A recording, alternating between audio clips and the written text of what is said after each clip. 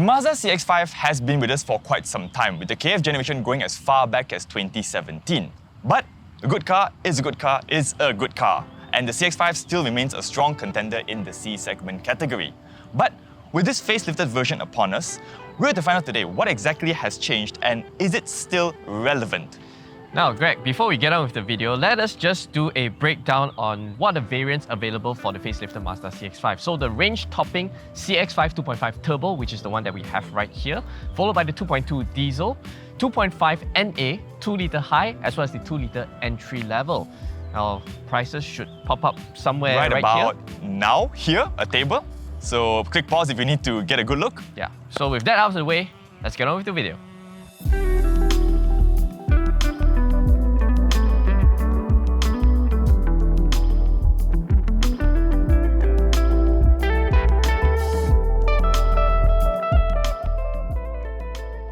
Hello, so for those of you new to the channel, my name is Greg.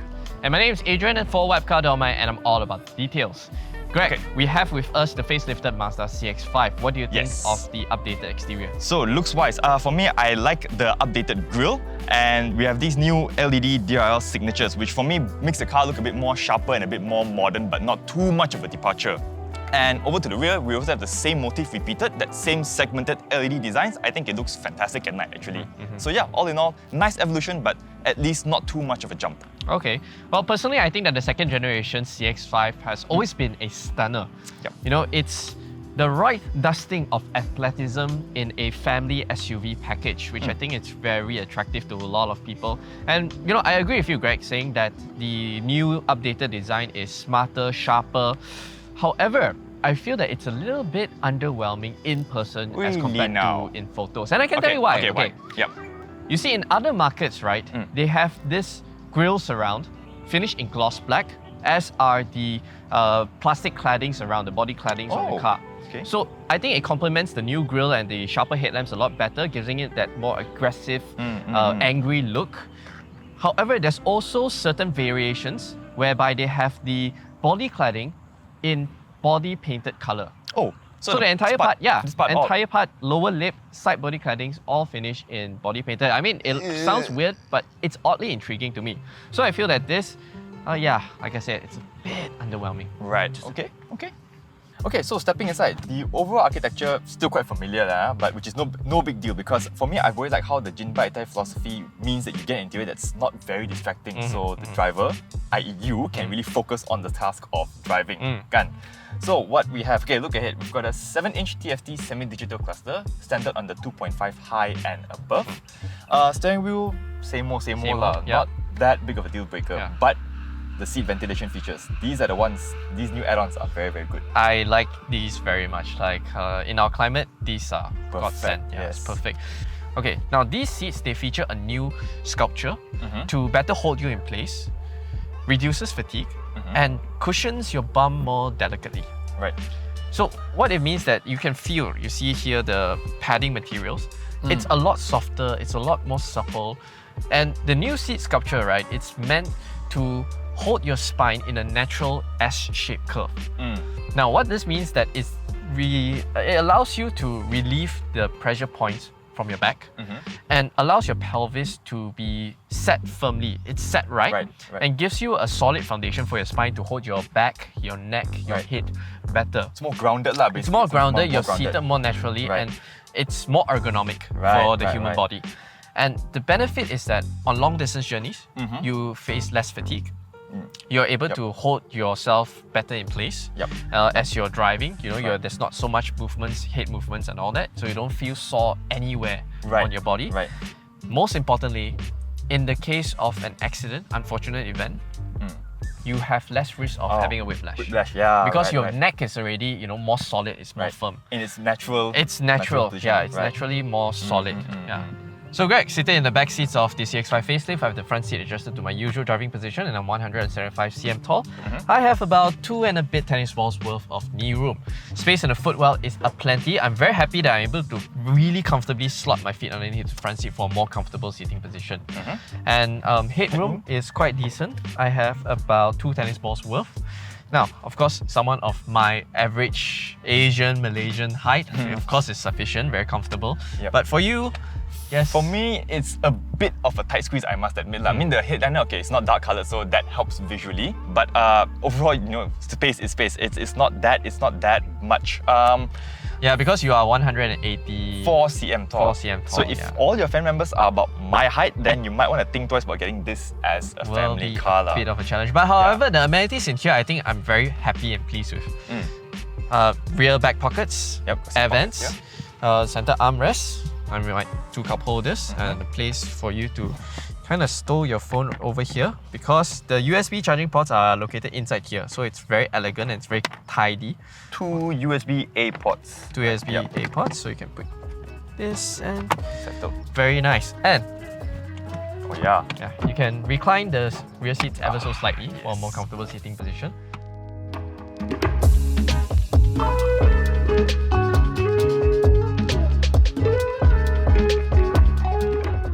Greg, you know what's the best part about the CX-5? What is? The 2.5 litre turbocharged 4-cylinder petrol engine. Really? I never would have guessed. It makes 228 horsepower, 420 newton meters of torque, the most powerful turbo engine in its class. Look at how effortless it is to pick up speed. I'm barely 2000 RPM and now I've just hit 100. And this sort of performance that you're getting is just sublime. Now, a lot of people, right, get it wrong that, 2.5 turbo is going to be very fast, you should get a kick in your back. And the CX-5 turbo, actually in Mazda's turbos, they don't do that. It's more linear. It's more linear and it's deliberately done so. You see, Mazda has never intended the turbocharged power plant to be a performance unit. You know, like what VAG does it with their turbo cars and double clutch gearboxes. Very fast, very quick, snappy. Mazda is made this turbo engine to further elevate the Jinba E-Type driving experience. Horse and driver as one. Horse and rider as one, sorry. But in this case, the car and driver. There's a system in this, it's called G Vectoring Control Plus. It's basically a top vectoring system. So G Vectoring Control Plus works in a way that as you approach a corner, like now, watch Greg's head. He's not deliberately trying to hold his head in place, but I can see there's a lot of steering angle, yet Greg is not, your head is not moving around. Correct. I feel my body's like sliding about in the chair, but it's not like my head's tilting. It's not good because I have a lot of steering angle. I have a lot of steering angle. That was a long corner. That was a long corner. So G Vectoring Control, GVC Plus works as a top vectoring to help negate or reduce lateral Gs. So once you have lesser lateral Gs and up and down Gs, what Mazda is trying to do is to keep the passenger, all the occupants, as still as they can physically be, as physics allow. Everyone's centered as much as possible. And set, not moving. It's a little bit like, the anime initially. Takumi delivers tofu and then with the cup there and the cup doesn't spill. Correct. That's how he protects the tofu.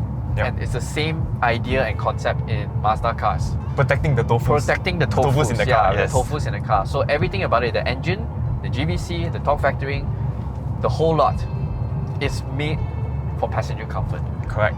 And to add to that, because for me, what I look for in a daily driver, right, it has to be a good mix of ride comfort and decent handling. I want something not overly wallowy, not something too soft, but at the same time, I don't want a stiff ride all the time.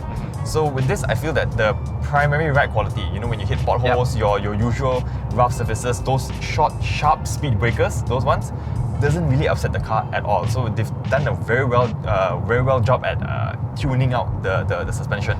And even at highway speeds, I suspect they've done something, correct me if I'm wrong, but the ride feels a lot more planted at highway speeds.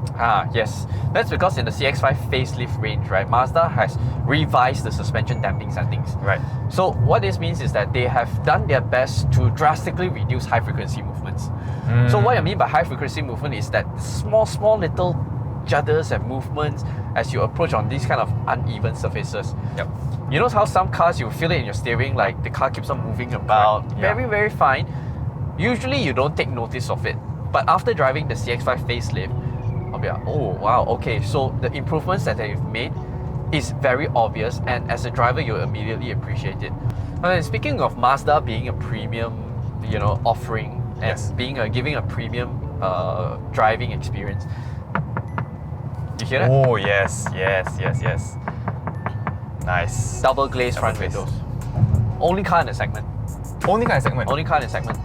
You hear the solid feeling, and it helps insulate the wind noise, exterior noise. Right now I'm actually cruising about 70, 80 and wait for a car passing by.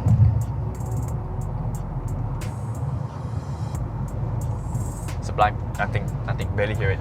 You see the car, you don't hear the car. Yeah, he was going quite quickly. I think about 100 past us. Yeah.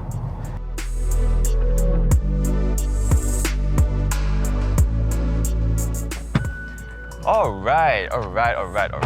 CX-5 facelift. Yes, it is an improvement over the outgoing car, that I'll say. You know, with features such as wireless Apple CarPlay, the aforementioned seat ventilation, what else? Traffic jam assist that comes with the adaptive cruise control. All this combines to make the car an even better daily driver. And the fact that it drives well is also another bonus. But let's be frank, okay? It's an aging car. It's quite an aging car. It's kind of an aging car. And no amount of facelift is ever going to hide that. And again, someone as tall as me, trying to get this as a family car, it's a bit hard to justify that decision. You know, with a daily driver, the heart says yes, the head says no, but the logic side will always win for me lah. I'm gonna call you out, Greg. Okay? You're a Mazda owner yourself. What are you talking about logic and practicality and all of that? For the Full viewers. disclosure, For the viewers. both of us are Mazda owners.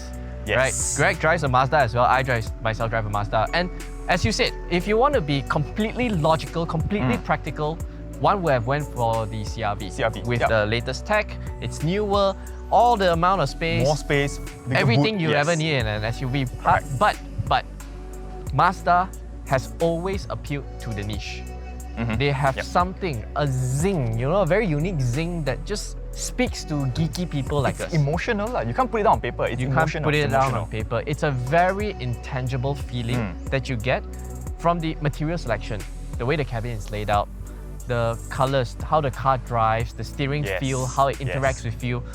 All of these combined just makes the driver feel good. Feel Makes you special. feel a bit more special than anything else that you've been driving. Yeah. Correct. So if you're a very keen driver, you love driving, and you appreciate all these kind of like geeky, intricate details, you will be definitely happy with the Mazda CX-5. You are Mazda's facelift. target audience. You are Mazda's target audience. Correct, Yeah, correct. that's right.